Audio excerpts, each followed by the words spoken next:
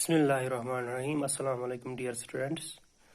आज हमारा जो 12th का फिजिक्स लेक्चर है वो हम देखेंगे the force between two infinitely long straight parallel conductors carrying current.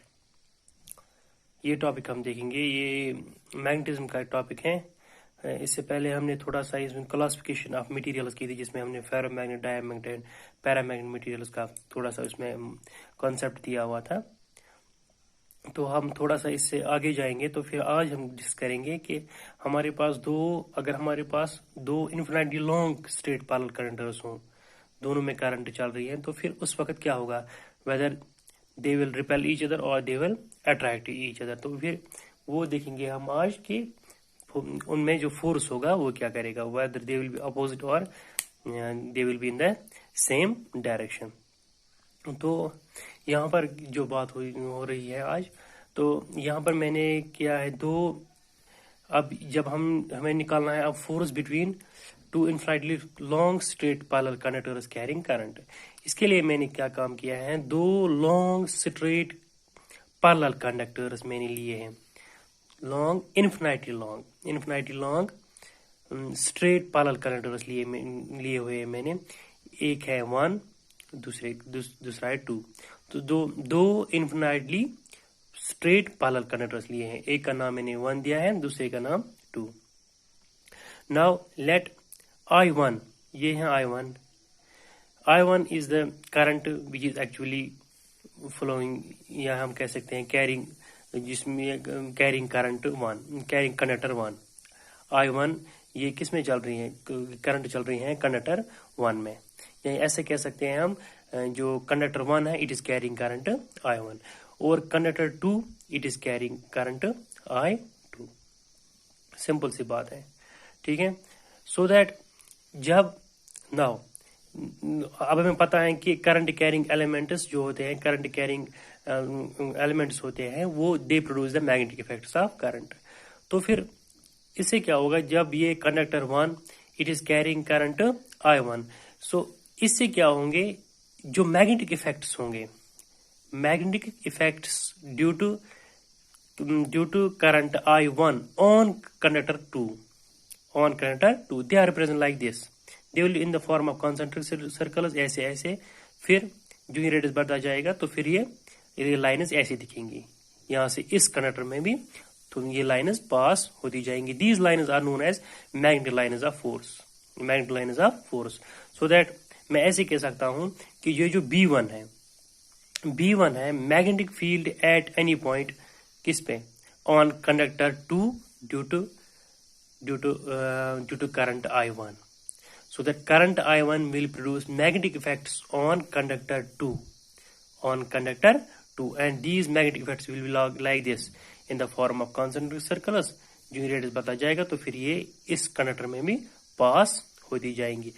यहाँ पर मैंने लिया है these conductors are separated by distance r, या they are apart at distance r, एक दूसरे के जो दूर है वो डिस्टेंस मैंने ली r है। So the B1 is the magnetic effects on conductor 2 due to current I1. इसी तरह से B2 is the magnetic field at any point on conductor 1 due to current I2. जो current I1 it will produce magnetic effects on conductor 2, and conductor I2 will produce magnetic effects on conductor 1. Simple सी बात है अब यहाँ तक, ठीक है यहाँ तक। So that we have already proved that, इससे पहले हमने ये पढ़ा हुआ है कि मैग्नेटिक फील्ड ऐसे कह सकते हैं, magnetic field at any point, this is the magnetic field at any point on a current carrying element is given by B is equal to, वो पहले से एक्सप्रेशन है। तो फिर यहाँ पर मैंने निकाला है कि this is the magnetic effect on conductor 2 due to the current I1। ये this is actually magnetic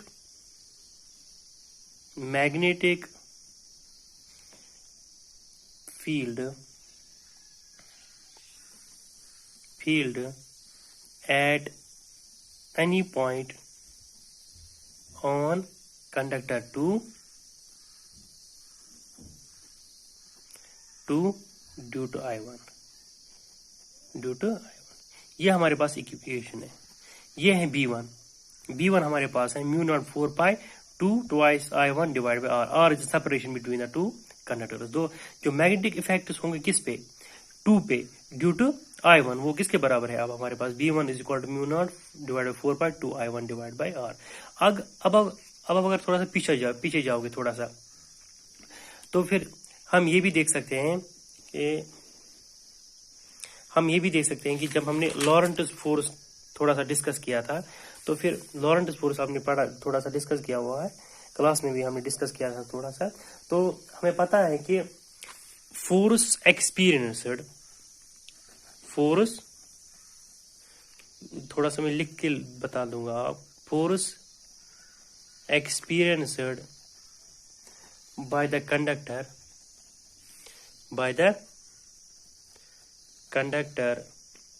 placed right angles to the magnetic field,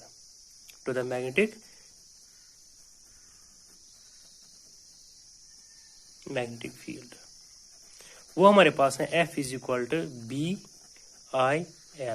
L is the length, per unit length, conductor की per unit length होगी वो। तो फिर अब हमारे पास यहाँ पर क्या है, हमारे पास we have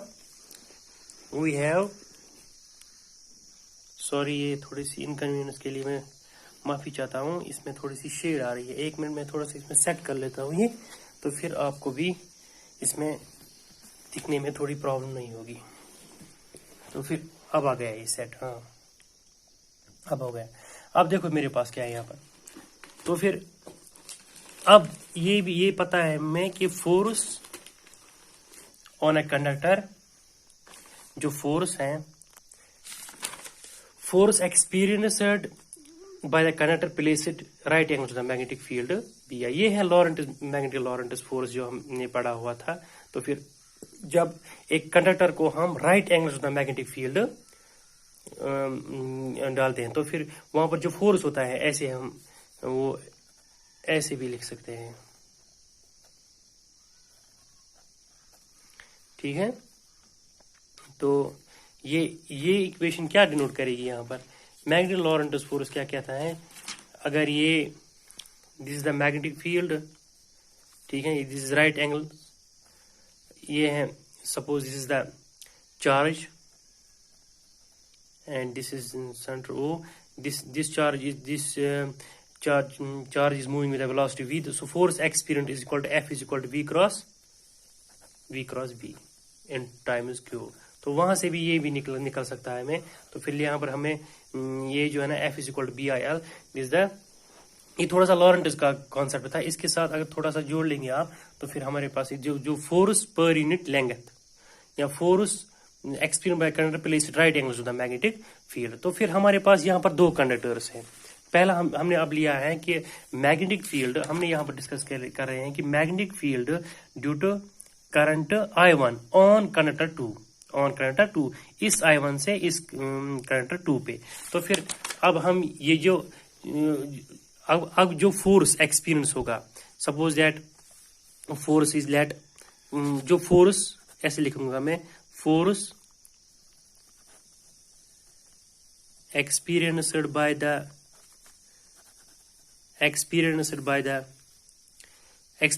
per unit length लीजिए, per unit length of conductor 2 in the magnetic field B1, magnetic field B1, मैं समझाता हूं ये। अब देखो, इस कंडक्टर से मैग्नेटिक फील्ड प्रोड्यूस हुआ, इस I1 से मैग्नेटिक फील्ड प्रोड्यूस हुआ B1, लेकिन वो मैग्नेटिक फील्ड कहां प्रोड्यूस हुआ, कंडक्टर 2 पे। अब जो फोर्स एक्सपीरियंस करेगा ये conductor in the magnetic field B1, ये वाला मैग्नेटिक फील्ड, ये वाला magnetic field B1 in the conductor 2, तो फिर करंट कौन सी चल रही है, I1, तो वो बराबर होगा, सिंपली अगर इस इक्वेशन की तरफ देखेंगे तो वो बराबर होगा, F2 है फोर्स ऑन कंडक्टर 2, वो होगा B1 I2 इंटू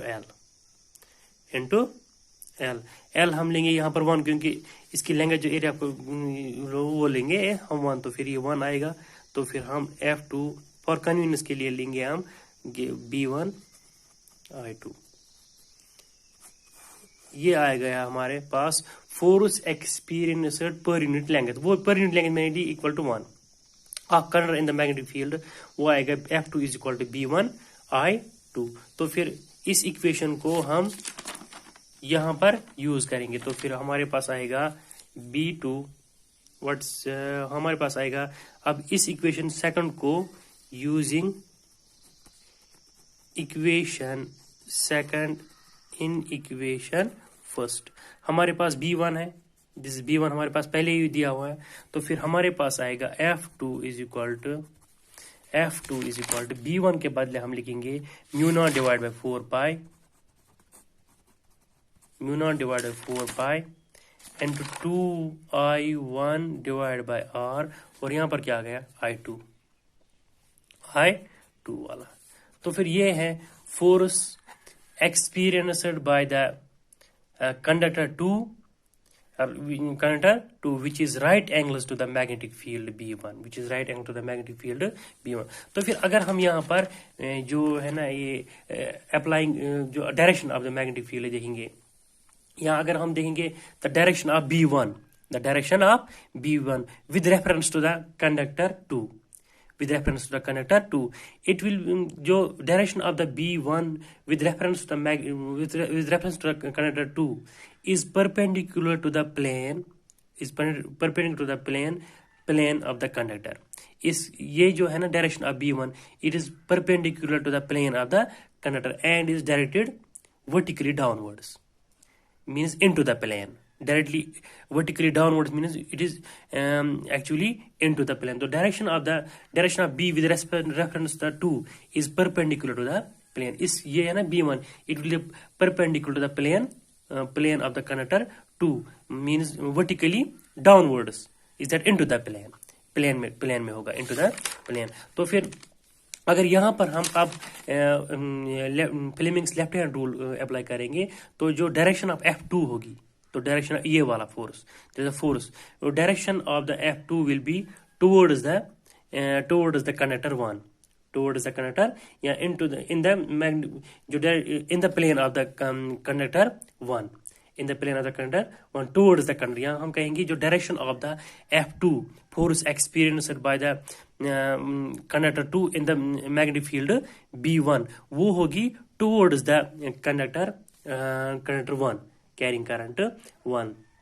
या अगर हम Fleming's left hand rule use करेंगे, तो फिर ये डायरेक्शन होगी टुवर्ड्स द कंडक्टर 1, इस डायरेक्शन में होगा ये F2।